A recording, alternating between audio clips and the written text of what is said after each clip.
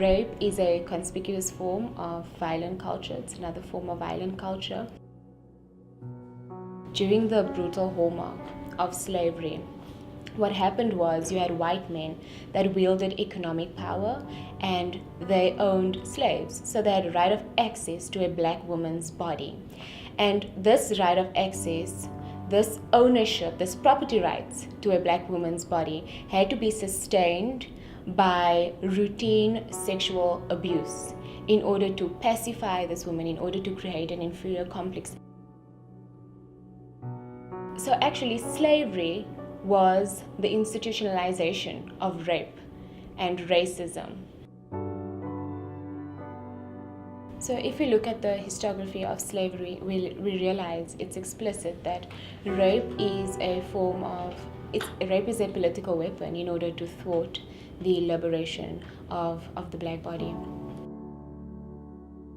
There exist anti-rape theorists and activists that totally ignore that racism could nourish a rape culture. Racism nourishes violence. And this is what we have been seeing with the High Court judge, Judge Mabel Jansen, where she said that rape is a culture of black men, and this explicitly tells you how institutionalized racism has a particular construction of the black man as the sexualized image of the black men. And it's not just black men that have been sexualized through racism. It's also the black feminine body, and this explicitly tells you that there's no hierarchy of oppression. The legislation actually protects a rapist, doesn't protect the victim, as well as the way in which we question when someone is raped. What did she wear? And we think that this is only what society does, but the victim does that as well. She questions, what did I wear? Perhaps I was leading him on. Perhaps it was my fault. And there's no sort of support for the victim. We on our campuses right now are walking amongst rapists, and you feel unsafe as a victim. Just imagine that every day you're walking to class and you see this man that has raped you. And how vulnerable is that not for a woman to be?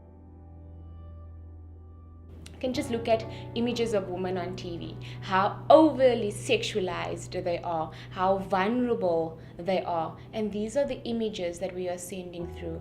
We are saying that black femininity has to be associated with some sort of docility, and black masculinity has to be powerful. You have to be superior, you have to be dominating another. And it's so unfortunate that even as feminists, we haven't come out and said that we need to reconstruct the black masculinity. We need to allow men that space in order to contest what is being said about them. And unfortunately, there has been so few interventions in the negative stereotypes that we have of black men within the white supremacist imperialist culture.